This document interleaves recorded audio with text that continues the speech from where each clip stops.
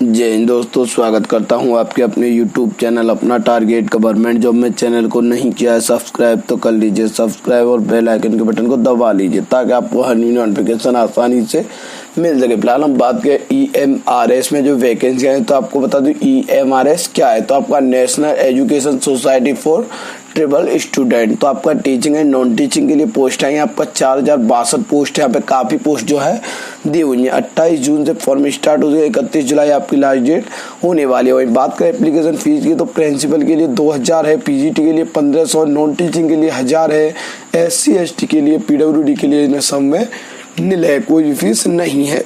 आप यहाँ पे देख सकते हैं पोस्ट अलग अलग दी हुई हैं। पीजीटी के लिए 2266 है और आपका जो प्रिंसिपल के लिए 303 है, अकाउंटेंट के लिए 361 है, वहीं आपका GSA के लिए 759 है, लेबर अटेंडेंट के लिए आपका 373 पोस्ट दी हुई है। 4062 पोस्ट है। यहाँ पे आपका लेबर अटेंडेंट के लिए 10th वाले अप्लाई कर पाएंगे, 12th वाले अप्लाई कर पाएंगे, GSA के लिए 12th वाले अप्लाई। टाइमिंग इसमें मांगा गया है, आपका इंग्लिश का मांगा गया है इसमें और हिंदी का भी मांगा गया है। तो आपको क्या है यहाँ पर दोनों टाइपिंग होना अति आवश्यक है। वहीं आपका अकाउंटेंट के लिए मांगा है डिग्री ऑफ कॉमर्स, प्रिंसिपल के लिए master degree, BEd experience previous having 4 year of combined experience, vice principal PGT TGT with minimum 4 year PGT। आपका यहाँ पे PGT के लिए आपका पोस्ट ग्रेजुएशन होना अति आवश्यक है।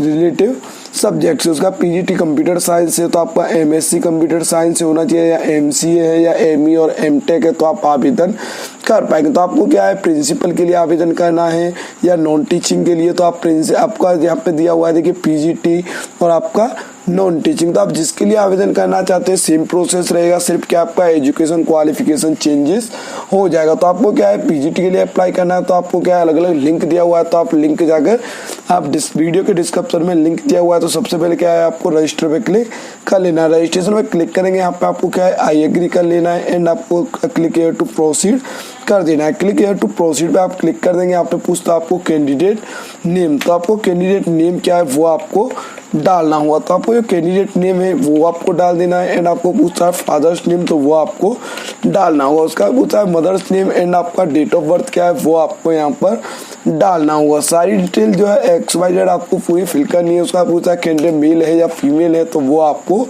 डालना होगा। उसका पूछता है आपका यहाँ पर आपका क्वालिफिकेशन, आपका जो आप आधार कार्ड है, पैन कार्ड है, पासपोर्ट है, क्या आपके पास अवेलेबल है। इनमें से कोई डॉक्यूमेंट नहीं है तो आप एनी अदर डॉक्यूमेंट कर सकते हैं। एंड यहाँ पर डॉक्यूमेंट का नंबर यहाँ पर आपको अपना डाल देना है। आइडेंटिफिकेशन का नंबर यहाँ पर डाल देंगे। यहाँ पर पूछता है आपको हाउस नंबर, फ्लैट नंबर, तो आपको क्या है जो हाउस नंबर है आपका वो आपको यहाँ पर डाल देना है। जैसे आपका 55 है, कितना भी है वो आपको डाल देना है। एंड आपका पूछता है सब लोकेसिटी, तो आपका यहाँ पे क्या आपका विलेज कौन सा है वो आपको डालना। विलेज है या गली है, मोहल्ला है, जो भी है उसका पोस्ट कौन सा है वो आपको डालना होगा। डालने के बाद पूछता है किस कंट्री से बिलोंग करते हैं तो आपको यहाँ पर कंट्री अपनी सिलेक्ट कर लेनी है। एंड आपको पूछा किस राज्य से आप बिलोंग करते हैं तो वो डाल देना है। एंड किस डिस्ट्रिक्ट से बिलोंग करते हैं वो आपको सिलेक्ट करना होगा। सिलेक्ट करने के बाद आपको दिया हुआ आपके एरिया का पिन कोड क्या है वो पिन कोड डाल देना है। एंड यहाँ पर पूछता है आपका ईमेल ID, तो आपको ईमेल ID डाल देना है। ईमेल ID को कंफर्म कर देना है। वही आपका दिया हुआ है मोबाइल नंबर, तो आपका जो मोबाइल नंबर है 10 डिजिट का वो आपको डाल देना है एंड कंफर्म करना होगा। कंफर्म करना आपको दोबारा डालना होगा। उसके बाद आपको लैंडलाइन नंबर आपका ऑप्शनल है, चाहे तो डाल सकते हैं अन्यथा खाली छोड़ देंगे। वही आपको पूछा permanent and present address same है तो सेम कर देंगे, अलग अलग है तो आप अलग अलग भी डाल सकते हैं। वही बात करें पासवर्ड की, यहाँ पे पासवर्ड मांगा गया है तो capital letter, small letter, numeric mode, special character, तो ऐसी यूज करके आप अपना पासवर्ड बना सकते हैं। कन्फर्म पासवर्ड कर देंगे। कंफर्म का तो दोबारा आप पासवर्ड डाल सकते हैं, जैसे XYZ@123 इस तरीके से आप अपना पासवर्ड बना सकते हैं। वही आपका आता है यहाँ पे क्वेश्चन फेवरेट बुक है या कौन सा है वो आपको डाल देना है। तो आपको फेवरेट क्वेश्चन यहाँ पर डाल देना है, कैप्चा कोड डाल देंगे और सबमिट बटन पे क्लिक कर देना है। और जैसे आप सबमिट बटन पे क्लिक करेंगे उसके बाद आपका नेक्स्ट स्टेप खुल के आएगा। यहाँ पे वो आपका my name, father's name, mother's name, date of birth, आपका gender, address, mobile number, email ID सारी चीज चेक कर लेनी है। उसके बाद आपको सारे ऑप्शन टिक करने होंगे एंड आई एग्री कर लेना है। गलती है तो आप एडिट रजिस्ट्रेशन फॉर्म पे क्लिक करेंगे, आपका बिल्कुल सही है तो आपको सबमिट एंड सेंड OTP कर देना है। तो जैसे आप सबमिट एंड सेंड OTP करेंगे तो आपका जो मोबाइल नंबर है उस पर आपका OTP आ गया होगा। तो यहाँ पे जो OTP है वो तो अगर नहीं आता है तो आपको क्या है थोड़ी देर वेट करना होगा। उसके बाद आप अगर नहीं आता है 15 मिनट के बाद तो रीसेंड OTP कर सकते हैं। आ गया तो आपको OTP डालने के बाद सबमिट रजिस्ट्रेशन फॉर्म कर लेना है। तो आपको एप्लीकेशन नंबर प्राप्त हो गया होगा। यहाँ पे आपको क्या है, कंप्लीट एप्लीकेशन फॉर्म कर देना है। तो आपको कंप्लीट एप्लीकेशन फॉर्म पे करेंगे एंड पर्सनल डिटेल पे क्लिक कर देना है। वहीं आपका पूछता है नेशनलिटी, तो आपको नेशनलिटी डालना है। वहीं पूछता है 1980 से 89 के बीच में आपका डोमिसाइल जम्मू कश्मीर में जारी हुआ था, तो आपको यस करना है, अन्यथा आपको नो कर देना है। वहीं आपका पूछता है category general, OBC, SC, ST किस कैटेगरी से आप बिलोंग करते हैं। तो जिस कैटेगरी से आप बिलोंग करते हैं वो कैटेगरी यहाँ पर आपको डालना है। उसका पूछता है विकलांग है, तो आपको यस करना है, अन्यथा आपको नो कर देना है। अगर पूछता है विकलांग है तो आप 2016 एक्ट के आधार पे हैं, आप BI हैं, PH हैं, तो वो आपको डालना होगा। अगर नहीं है तो आपको यहाँ पर क्या है, नो कर देना है। तो आपको ये विकलांग का जो है विशेष तरीके से ध्यान रखना है, नहीं है तो आपको नो कर देना है। पूछता है एक्स सर्विसमैन है तो यस करेंगे, नहीं तो आपको नो कर देना है।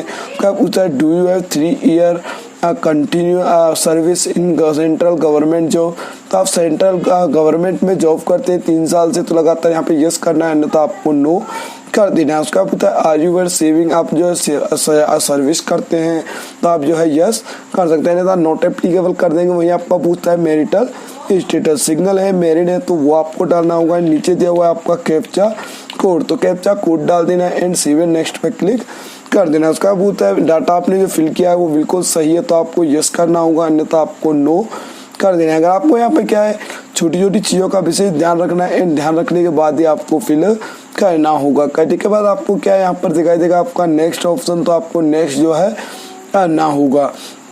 तो आपने क्या है सारी डिटेल जो है अच्छे से फिल करनी है एंड आपको डाटा जो है चेक करके ही आगे फिल करना होगा। वही आप पूछता है किस पोस्ट के लिए आवेदन करना चाहते, तो नॉन टीचिंग है या टीचिंग है, तो नॉर्मल यहाँ पे आपका पोस्ट जो है आएगा जिस पोस्ट के लिए आप आवेदन करना चाहते हैं। पूछता आप सेंटर किस राज्य में चाहते हैं, तो तीनों सेंटर आपको अलग अलग जो है चूज करने होंगे। आपको 4 सेंटर दिए हुए हैं, तो आप सिटी आपको जो है अलग अलग करनी होगी। चाहे तो आप एक ही राज्य में डाल सकते हैं, तो आपको सिर्फ यहाँ पे क्या आपका सिटी जो है चेंजेस हो जाएगा। इसमें नॉर्मली कोई चेंजेस नहीं होना है, आपको सिर्फ सिटी चेंजेस होगा। तो आपको यहाँ पर क्या आपका जहाँ भी आपको सेंटर डालना है तो सेंटर आप अपना चूज कर सकते हैं। आपको अलग अलग राज्य में अलग अलग सेंटर दिए हुए हैं, तो आप जहाँ भी चाहें तो 4 सेंटर अपने हिसाब से फिल कर देंगे। फिल करने के बाद आपको यहाँ पर दिखाई देगा नीचे आपको कैप्चा कोड, तो जो कैप्चा कोड आपको दिखाई दे रहा है वही आपको यहाँ पर डालना होगा। डालने के बाद आपको सेव एंड नेक्स्ट पे क्लिक कर देना है। तो नेक्स्ट ऑप्शन खुल के आएगा आपका एजुकेशन क्वालिफिकेशन, तो आपको क्या है पूरा सेटिस्फाइड आपको बिल्कुल अच्छे से भरना है।